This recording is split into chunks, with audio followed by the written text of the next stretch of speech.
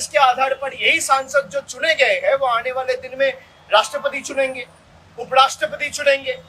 तो पहला कदम चुनाव आयोग का यह होना चाहिए कि अगर वोटर लिस्ट में कोई भी इरेगुलरिटी है तो भाई लोकसभा डिसॉल्व होनी चाहिए। आप लोकसभा डिसॉल्व करिए, पूरा देश में एसआईआर करिए, कोई दिक्कत नहीं है।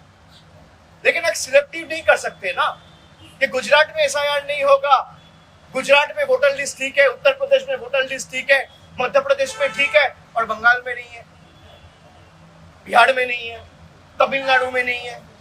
क्यों नहीं है? आपको पता है कि बिहार में अगर लोग वोटाधिकार, अपना लोकतांत्रिक अधिकार प्रयोग करेंगे तो आप हारोगे, आप चुनाव जीत नहीं सकते लोकतांत्रिक तरीके से।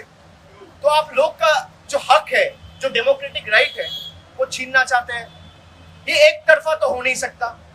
जो नियम और जो कानून आपके लिए एप्लीकेबल है, वही नियम और वही कानून इस देश में, अगर मैं बंगाल में हूं और आप गुजरात में हैं तो एक ही कानून है।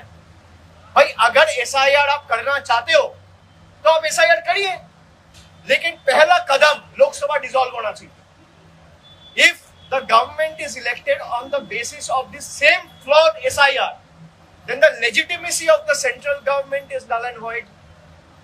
The government of the day should resign. The union government should dissolve. The Lok Sabha should be dissolved.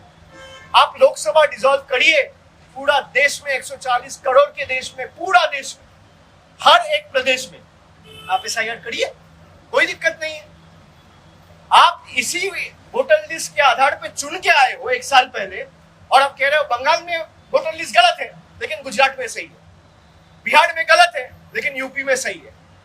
भाई अगर गलत है तो आपके ऑपोजिशन, हमारे ऑपोजिशन जितने भी दल है, वो स्पष्ट आपके पास सबूत के बदौलत आपके पास इंफॉर्मेशन रखा है कि वोट चोरी कर्नाटका में भी हुआ है, यूपी में भी हुआ है, गुजरात में भी हुआ है और बिहार में भी हुआ है।